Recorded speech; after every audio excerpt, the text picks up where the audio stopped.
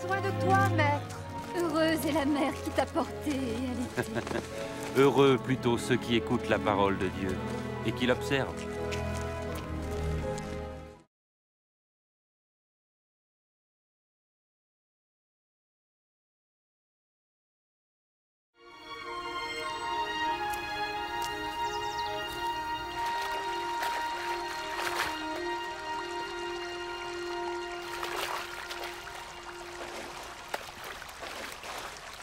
Apprends-nous à prier, comme Jean l'a appris à ses disciples.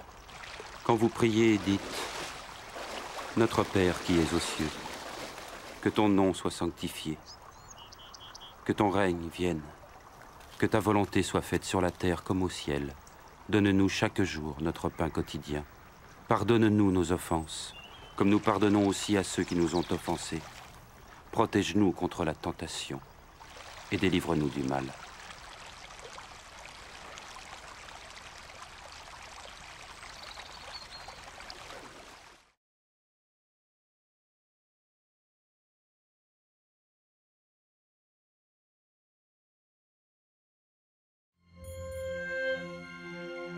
Dans les Saintes Écritures, Dieu déclare que le Messie viendrait pour être le sauveur du monde.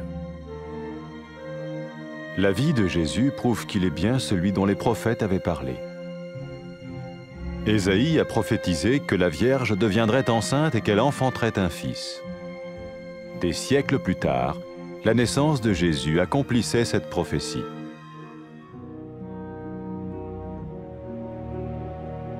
Les Saintes Écritures déclaraient que le saint à naître serait appelé le Fils de Dieu. Cela signifiait que Jésus serait le Fils de Dieu au sens spirituel et non au sens physique. Nous le voyons par sa manière de vivre. Il a guéri des malades, il a pardonné leurs péchés, les a ramenés à Dieu et leur a promis une place dans le royaume éternel de Dieu. Il s'est offert lui-même en sacrifice pour le péché à leur place. Puis il est revenu à la vie, victorieux sur la mort selon le plan de Dieu. Jésus a dit « Personne ne me prend la vie, mais je la donne de ma propre volonté. » La vie de Jésus n'a pas seulement accompli les écrits des prophètes, mais elle a aussi confirmé la vérité de la sainte parole de Dieu. Les prophètes avaient écrit « Ta parole, ô mon Dieu, est parfaite, elle dure à toujours. » Jésus lui-même a dit « Le ciel et la terre disparaîtront, tandis que mes paroles ne disparaîtront jamais. » Jésus est venu pour nous donner la vie dans toute sa plénitude. Et quand l'homme a désobéi à Dieu dans le jardin d'Éden, il a choisi sa propre voie et ses actions l'ont séparé du Créateur.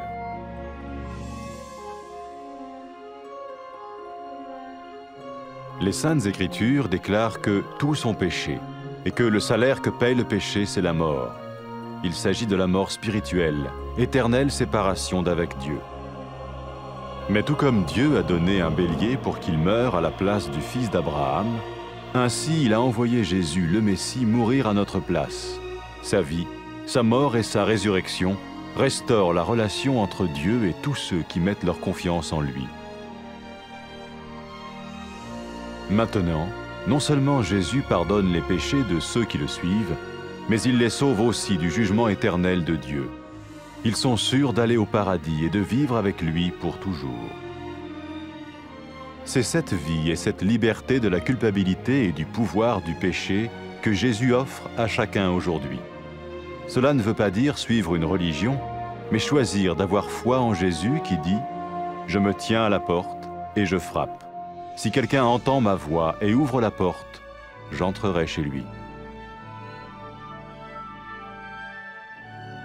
Cela veut dire se tourner vers Dieu et croire que Jésus vient dans nos vies pardonner nos péchés et nous rendre tels qu'il veut que nous soyons. Il ne suffit pas d'approuver intellectuellement ce qu'il dit, ni de vivre une expérience émotionnelle. Nous le recevons par grâce, au moyen de la foi, par un acte de notre volonté. Lorsque quelqu'un est prêt à suivre Jésus le Messie, il peut lui parler par une simple prière. Peut-être êtes-vous prêt maintenant à ouvrir votre vie à Dieu. Si oui, vous pouvez vous joindre à la prière suivante, silencieusement. dans votre cœur. Seigneur Jésus, j'ai besoin de toi.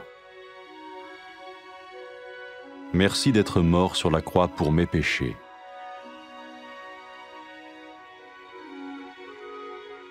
Je confesse mes péchés et je m'en repens.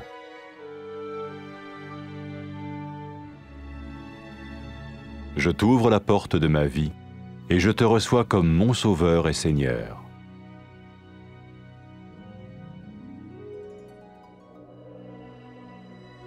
Merci de me pardonner mes péchés et de me donner la vie éternelle.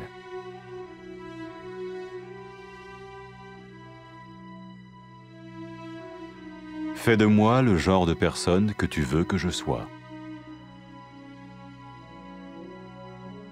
Maintenant que je deviens l'un de ceux qui te suivent. Amen.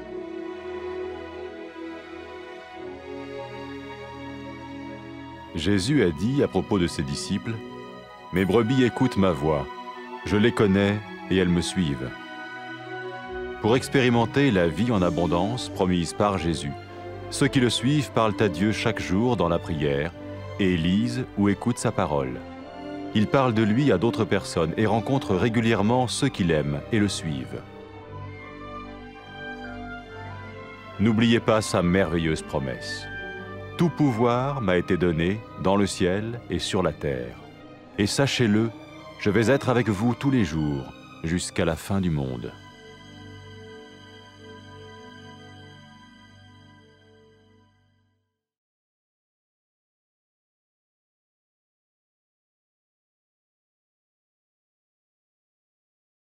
محتاجينك يا رب.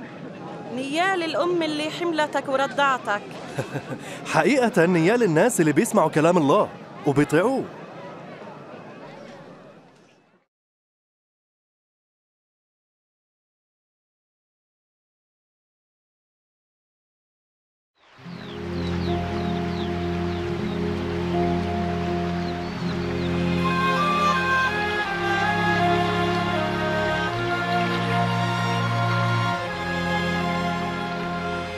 علمنا كيف نصلي زي ما يوحنا علم تلاميذه. لما بدكم تصلوا قولوا أبانا الذي في السماوات ليتقدس اسمك ليأتي ملكوتك لتكن مشيئتك كما في السماء كذلك على الأرض. خبزنا كفافنا أعطنا اليوم واغفر لنا خطايانا كما نغفر لمن يذنب إلينا ولا تدخلنا في تجربة لكن نجنا من الشرير.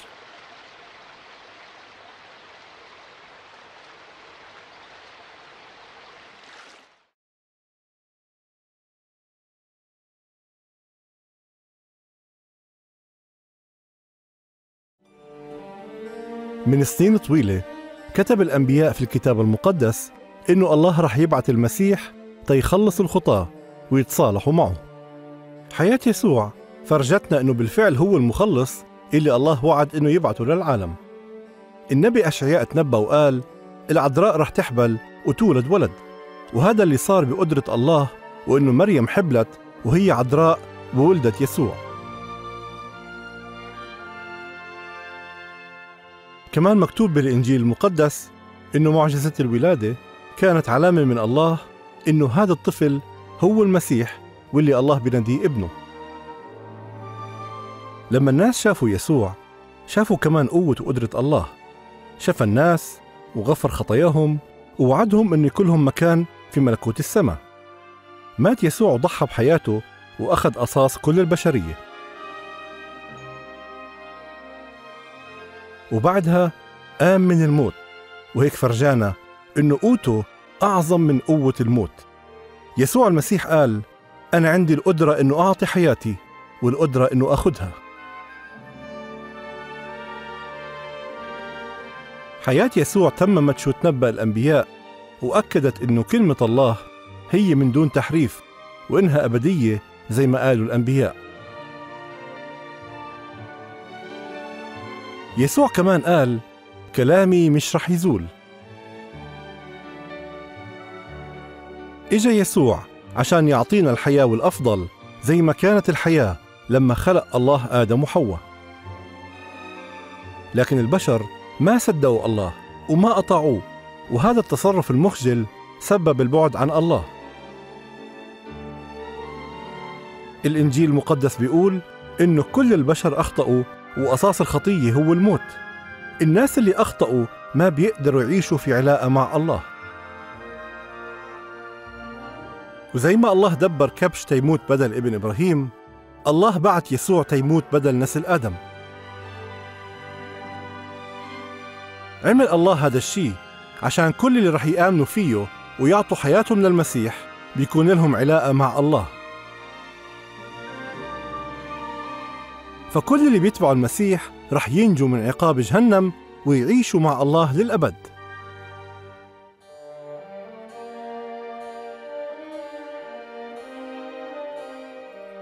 لما قام يسوع من الموت قال لأتباعه إنه باسمه رح يقدر كل البشر ياخدوا غفران الله لخطاياهم، وهذا الشيء متاح لكل اللي بيتوبوا. يسوع كمان قال إنه رح يبعث الروح القدس عشان يكون مع أتباعه ويورجيهم الحق ويعطيهم القوة عشان يمشوا في طريق الله.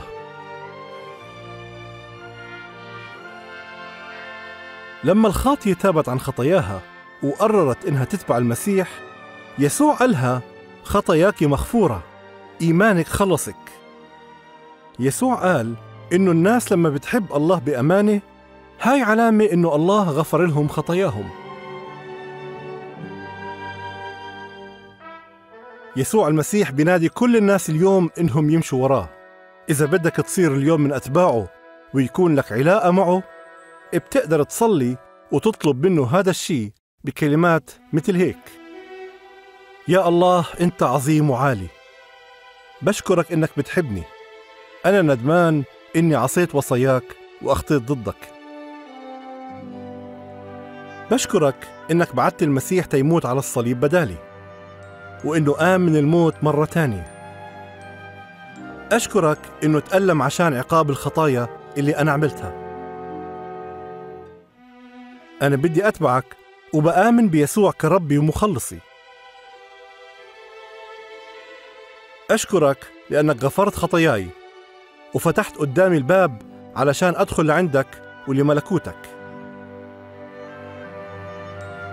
بطلب منك تعطيني الروح القدس عشان يمشيني في طرقك، وعشان يقويني حتى أحبك من كل قلبي وأعيش الحياة اللي بترضيك. أشكرك لأنك سمعت صلاتي. آمين.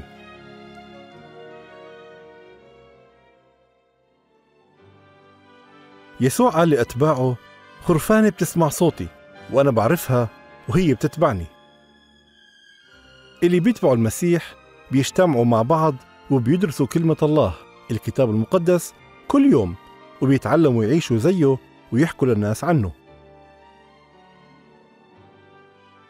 فيسوع بيقويهم من خلال قوة الروح القدس اللي ساكنة في قلوبهم، وكمان بيصدقوا كلام يسوع اللي قاله قبل ما يطلع للسماء لما قال: إن عطالي كل سلطان في السماء وعلى الأرض، وأنا رح أكون معكم كل الأيام حتى نهاية العالم.